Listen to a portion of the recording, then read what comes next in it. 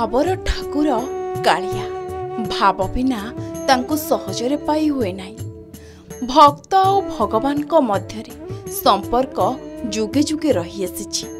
महाप्रभु श्री जगन्नाथंको अनेक भक्त रहिछन्ति। सेई भक्त मानक मध्यरे जणे हेउछन्ति भक्त शिरोमणि दासिया बाउरी। तांको ना सुनिबा मात्रे श्री जगन्नाथंको परम भक्त बोली समस्तंको मनकु आसी जाए। पुरी जिला पिपिली निकट बालिगारे रही भक्त दासिया बाउरींको जन्मपीठ। दासियांको स्मृतिपीठ को नहीं रही अनेक कथा किंबदंती। पीठर पछ पार्श्वरे रही गोटे पोखरी। नील पोखरी नारे समस्त जानती। जेतेबेले भक्त दासिया को गजपति प्रताप रुद्र देव भक्त शिरोमणि उपाधि प्रदान करथिले। यह सुनिबा परे पंचसखा आश्चर्य होई परीक्षा करिबा पई बालीगाँ रे पहुंचीथिले। एई पोखरी कूଳରେ दासिया माछ धरुथुवा बेले सेई बाट दे जाउथुले पंचसखा। सेठारे दासिया छद्मवेशी पंचसखांकु चिन्हि पकाई सेमानंको समस्त प्रश्नर उत्तर देथिले।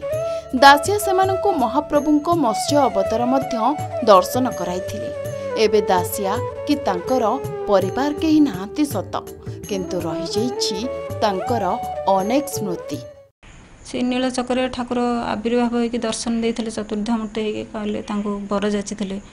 दासिया को कहले कौन बर चाहते सी कौन बर चाह ना कहले मुझे इच्छा करुवे मत दर्शन दौथे जिते जहाँ दौथे ता ग्रहण करुवे मु निसंतान हे मो वंशरे कहीं रही कि मो कूल कहीं रही। ये तीनोटी बर से मागिले। से आंब जिते नहीं जाते आंब ठाकुर नहीं जाते। नड़िया मत ब्राह्मण हाथ में पठे नड़िया नहीं जाते। जिते चाहूली मत से नीलचक्र ही दर्शन पाते। ये है बहु पुरातन मठ 500 पर है मठ। 7 जन महंत गले। 7 जन महंतर एपटे सैड्रे समाधि देखुते बेले प्रथम है दासरथ दास, सनातन दास, हलधर दास, कृष्ण दास, नरहरि दास, विनोद दास, धरणीधर दास। धरणीधर दास तांकर मुझे चेली मुझे झील सी है आमर बापा से तुम्हें माता पिता तुम्हें तुम बंधु सखा तुम्हें तुम विद्या द्रविण तुम्हें सर्व मम देव सी है आमर बाप। प्रथम थे आमर राधामोहन देव पर दासिया से मठ सामने दासिया घरटी था जोटा ये बर्तमान मॉडिफिकेशन कराई से सब प्रभु जगन्नाथ को पूजा अर्चना करे एवं तांकरी माध्यम से अनेक जिनस भगवान तांकठू परीक्षा नहीं। स्वयं जगन्नाथ निजे दासिया को बहु प्रकार परीक्षा करिसेंती। माने पोखरी माछ धरिया आरंभ करिकी नड़िया दबा आंब दबा एमती अनेक जिनस से प्रभु तांकठू परीक्षा नहीं। से सबु परीक्षा प्रभु तांको माने सबुठी हार मानि जाइछन प्रभु निजे। तेणु से बेठू आज पर्यंत प्रभु से भक्त जगन्नाथंकर परम भक्त हिसाब से ताकू ए अंचलवासी समस्ते सारा पृथ्वी रे समस्ते भक्त दासिया बोली परिगणित कर छड़ा से निजे असहाय एते थिले सब नाम संकीर्तन नाम भजन प्रभुंकर लीन रोते से निजे स्त्री बहुत रिक्वेस्ट कले कि तुम सब बेले तो खाली तुम प्रभु को देखुच निजे जाऊच मत टे दिने नौन तेणु मुझे प्रभु को देखी से कहला तोर तो जीवा भाई शक्ति ना। तेणु ये जो पोखरी आगे अच्छी सामने यही पोखरी गोटे तेंडा थाए से तेंडा मध्यम दासिया निजे स्त्री को से तेंडा पर बसई भक्ति बल प्रभुंर जमती रथ यात्रा हुए बड़दाण्ड में दिह पहंडी बंती घंट मादल बाजे भक्तर समागम होता है। से भाया दृश्य ये पोखरी देखई स्त्री को से दिन ठार ये पोखरी ना हूँ गोटगड़िया। एही पोखरी रे थिबा माछ को तरकारी कले रक्त वर्ण हो जाए बोली विश्वास रही। पोखरी रे माछ व्यतीत गेंडा कंकड़ा शामुका देखा मिल न थाए। भक्त माने एही पोखरी रे स्नान करे टंक तोराणी पीले दुरारोग्य भल होइथाय बोली विश्वास रही। पोखरी माछ कहीं खाती कौन कि से पोखरी माछ जड़े लुचेक नहीं करथिला से देखला जे से कड़े पकईदेला से सबुतक ब्लड हो गला। तेणुक से पोखरी माछ से कहला मुझे लुचेक आनी एठू करके खावाई तेणुक एमती है से पोखरी माछ कहीं खाती से ठाकुर दर्शन देते आविर्भाव होगी दर्शन देते स्त्री रथ देखते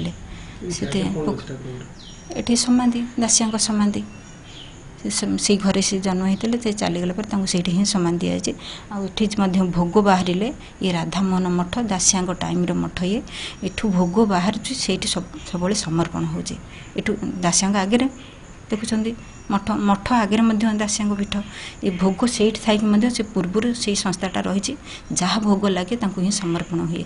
तेबे काहे केउ कालरो रही भक्त दासिया स्मृतिपीठ छोटिया कोड़िया एवं आश्रमर रूप नहीं राधामोहन मठ नाम नामित होइछि भक्त शिरोमणि दासिया स्मृतिपीठ। मठ परिसर रे रही तालपत्र पोथी राधाकृष्ण जुगल मूर्ति अनेक शालग्राम विभिन्न देवादेवी मूर्ति महाप्रभु श्री जगन्नाथ तांकर प्रिय भक्त दासिया को देइथिबा नीलचक्र दासिया बुणुथिबा तंत पथर शिलुपुआ ढिंकी भरांडी आदि एबे मध्य मठरे शोभा पाउछि। एही मठरे अछि जगन्नाथ मंदिर। भगवान समस्त नीति पूरी मंदिर नीति अनुसार समस्त नीतिकांति करा जाए। भोर 5टारे महाप्रभुंर सूर्य पूजा है द्वार पिठा नीति करा जाए मंगल आरती करा जाए। तापर महाप्रभुंर यथा विधि स्नान हो ग्रह अनुसार बेश करा जाए। सकाळ 9टारे महाप्रभुंर बालभोग आयोजन करा जाय थाए एवं दिन 1 बेले महाप्रभुंर मध्याह्न धूप अन्न भोग लगी थाए एवं संध्या 6टारे आरती बालभोग होई रात्र 9टारे महाप्रभुंर बड़ भोग ये पहुड़ नीति होता है। भक्त दासियांकर जन्म उत्सव तिरोधान उत्सव यथा विधि पालन करा जाए। जन्म कार्तिक शुक्ल एकादशी एवं माघ शुक्ल एकादशी तंकर तिरोधान उत्सव जेहेतु भक्तर अधीन भगवान एठी भगवानकर समस्त नीतिकांति करा जाउछि अल्प बहुत करा जाउछि किंतु रथयात्राटी कराइन जेहेतु गुंडीचा मंदिर मौसी माँ मंदिर ए दुटा करा जाइनि रथयात्रा को बाद देले आ समस्त चंदन यात्रा झुलन पर्व आ स्नान विधि आमर ज्येष्ठ पूर्णिमा स्नान यात्रा 108 पितल कलश महाप्रभु गोटी पहंडी स्नान विधि रे गाधांती एवं गजानन बेश होता। गजानन बेश पर महाप्रभुंकर भोग बालभोग अन्न भोग एकत्रित भाव में गोटे भोग होता है एवं सांस्कृतिक कार्यक्रम जहाँ टूरिज्म डिपार्टमेंट दे थाए ताकू मध्य परिवेषण करा जाए। महाप्रभुंकर रात्र नीति करा जाए कि पणा भोग सरला पर महाप्रभु अन्नवसर घर को प्रत्यावर्तन करते। भक्त जितेबले भी मन प्राण दे डाकिछि महाप्रभु ता डाक निश्चय शुणिछंती। भक्त शिरोमणि दासिया बाउरी हेउछंती तार अनन्य उदाहरण। घोष यात्रा रे मने पड़े दासिया बाउरी कथा। कालिया सांतंक पूजा पाई खोजा पड़ी थाए तुलसी दयणा। प्रभुंक दयणा माळ हेउ कि हृद पद्म दासियांक आश्रम ही जाइथाए आउ एठारू जाइथिबा तुलसी स्वयं महाप्रभुंक मोथा उपरे स्थान पाइथाए। पुरी जिला पिपिलीरू दिवाकर षडंग रिपोर्ट के न्यूज ओडिशा।